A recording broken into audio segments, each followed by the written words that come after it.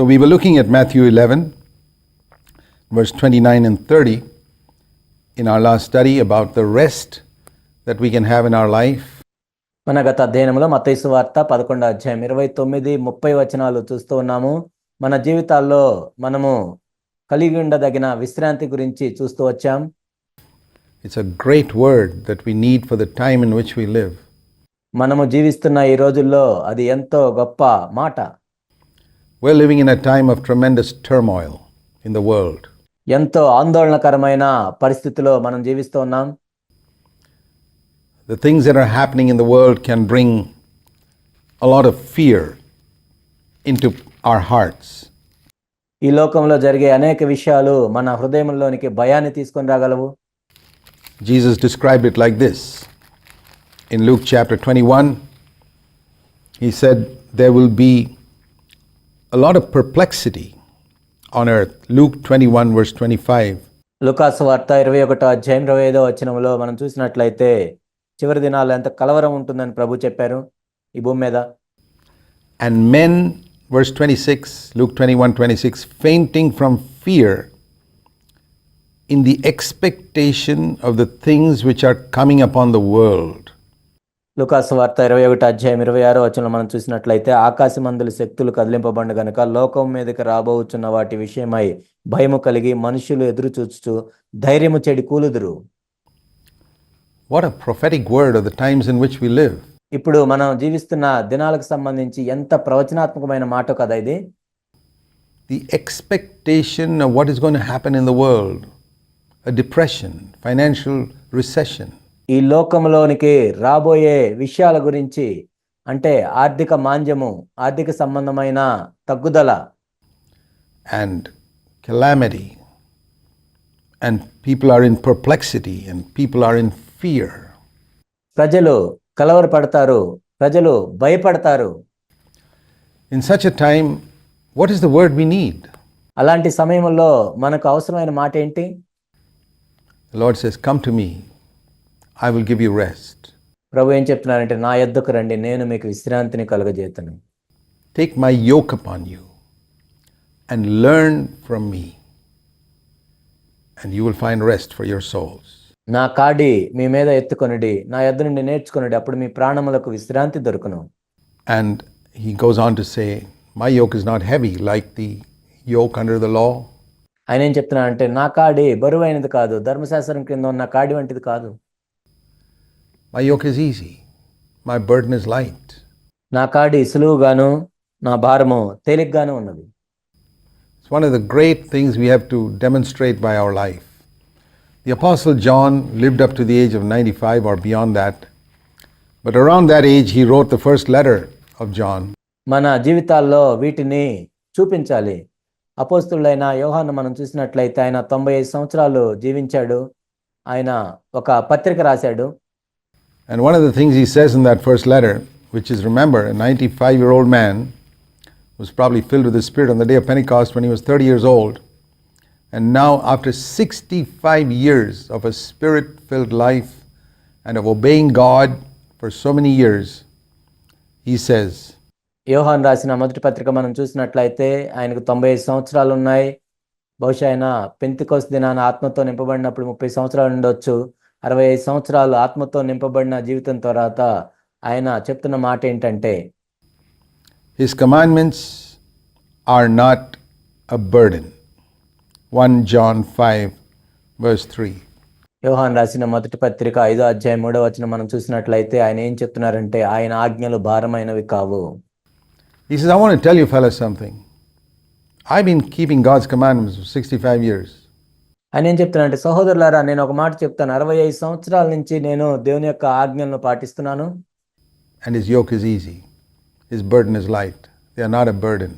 ఆయన కాడి సులువుగా ఉంటుంది, ఆయన భారము తేలిగ్గా ఉంటుంది, అది బరువైంది కాదు. Do you find any commandment of God a burden? దేవుని యొక్క ఏ ఆజ్ఞ అయినా బరువుగా ఉన్నట్లు మీకు అనిపిస్తుందా? Have you ever gone through Matthew 5, 6 and 7, the Sermon on the Mount? Do you feel some of them are so difficult, it's so difficult to live by God's standards? మీరు మత్తయి సువార్త 5, 6, 7 అధ్యాయాలు చదివి దేవుని యొక్క ఆజ్ఞలను పాటించడం ఎంతో కష్టమని మీరు అనుకుంటున్నారా? Many Christians say that. I've had people come to my church in Bangalore and say, Brother Zach, your standards are too high. అనేక మంది క్రైస్తవులు అలా అంటారు. బెంగళూరులో మా సంఘంలో కొంతమంది వచ్చి, జాక్పునిన్ గారు మీ ప్రమాణాలు ఎంతో ఉన్నతమైనవి. I say, we're just preaching God's word. We never go beyond God's word.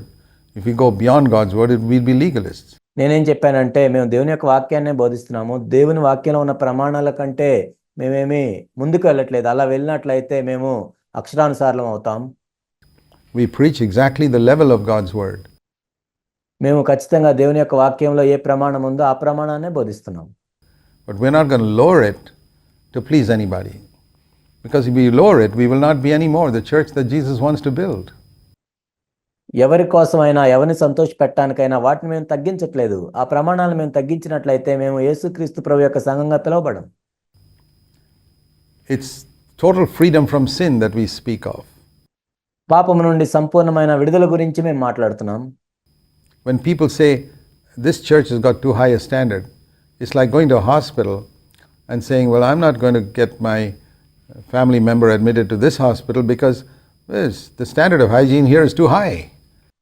ఇది ఎలా ఉంటుందంటే, ఈ సంఘంలో ఎంత ఉన్నతమైన ప్రమాణాలను చెప్తున్నారు అంటే, మీరు ఒక ఆసుపత్రికి వెళ్ళి, ఈ ఆసుపత్రిలో మా కుటుంబంలో నేను ఎవరిని చేర్చను, ఎందుకంటే ఇక్కడ మరీ పరిశుభ్రంగా ఉంది అని అంటారా? I'd like to go to a hospital which is a little dirtier. Does anybody say anything crazy like that? నేను కొంచెం మురిగ్గా ఉన్న ఆసుపత్రికి వెళ్తాను అని ఎవరైనా అలా వెరితనంగా అంటారా? If the treatment is free, why would you go to a dirtier hospital? ఒకవేళ మంచి ఆసుపత్రిలో చికిత్స కూడా నీకు ఉచితంగా ఇస్తున్నట్లయితే ఎందుకు మురికిగా ఉన్న ఆసుపత్రికి వెళ్తావు? Are you against a hospital because the standard is too high? ఆ ఆసుపత్రిలో ఉన్నతమైన ప్రమాణాలు ఉన్నాయని ఆసుపత్రికి వ్యతిరేకంగా మారావా నువ్వు? Or when you're admitting a child in school, you go to the principal and say, your standard of education is too high in this school, so I better not admit my child here.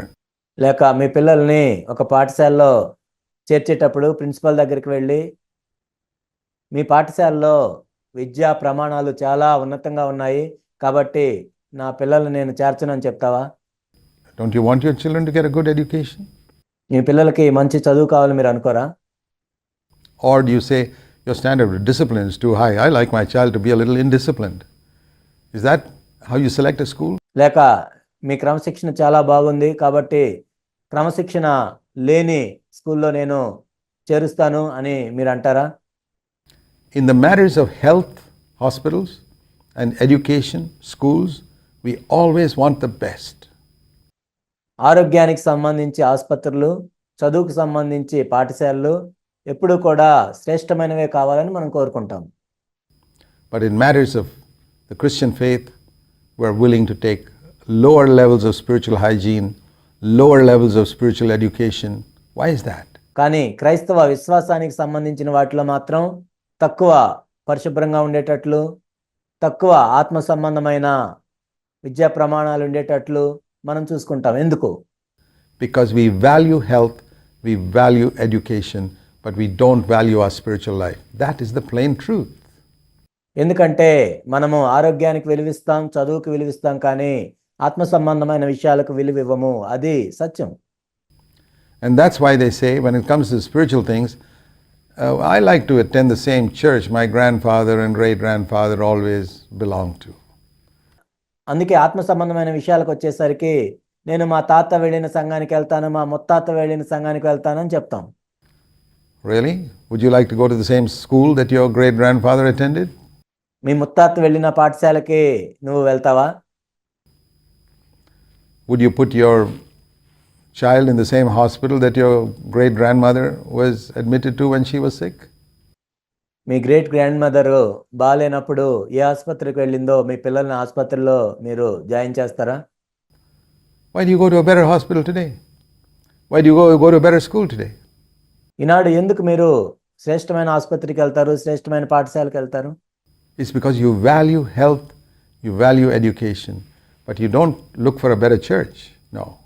ఎందుకంటే నీవు ఆరోగ్యానికి విలువిస్తున్నావు, చదువుకు విలువిస్తున్నావు, కానీ నీవు శ్రేష్టమైన సంఘానికి వెళ్ళవు.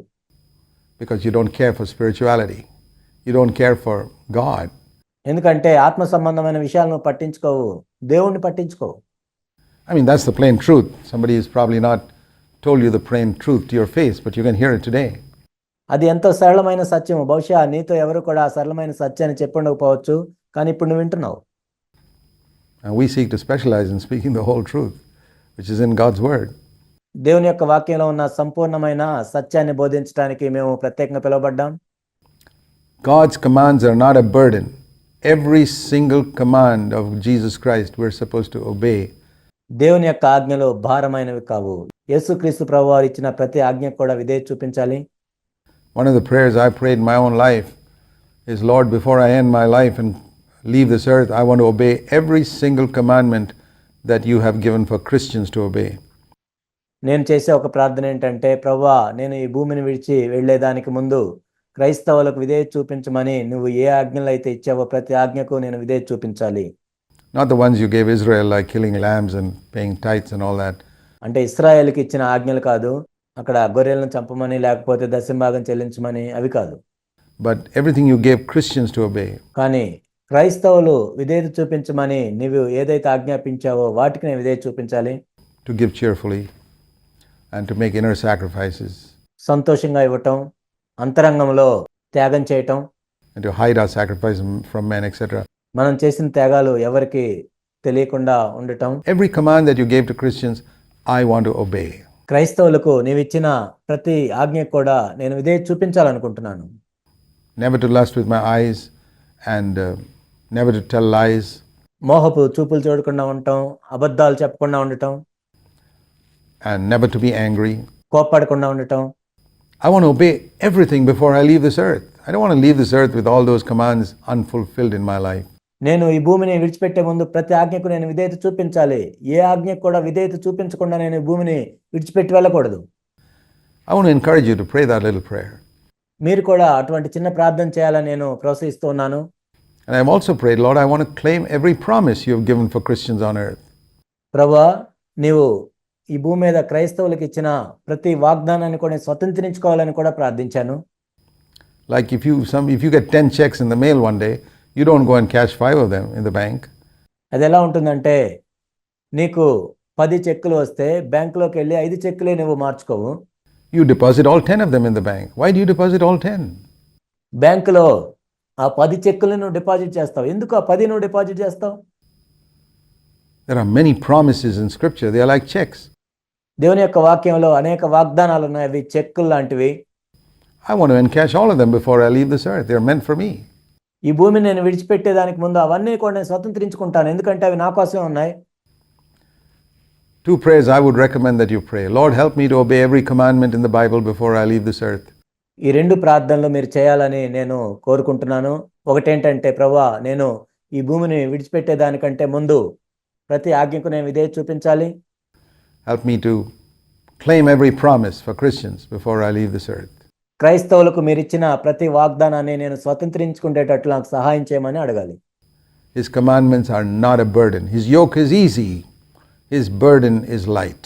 ఆయన ఆజ్ఞలు భారమైనవి కావు, ఆయన కాడి సులువుగాను, ఆయన భారము తేలికగాను ఉన్నాయి.